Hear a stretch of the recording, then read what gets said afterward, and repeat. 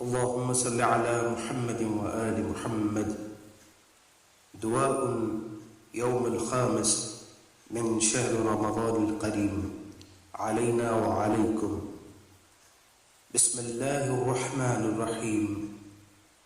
اللهم اجعلني فيه من المستغفرين. اے اللہ، آج کے دن مجھے بخشش مانگنے والوں میں سے قرار دے. وَاجْعَلْنِي فِيهِ مِنْ عِبَادِكَ الصَّالِحِينَ الْقَانِتِينَ. اور آج کے دن مجھے اپنے نیکوکار عبادت گزار بندوں میں سے قرار دے. وَاجْعَلْنِي فِيهِ مِنْ أَوْلِيَائِكَ الْمُقَرَّبِينَ. اور آج کے دن مجھے اپنے نزدیکی دوستوں میں سے قرار دے.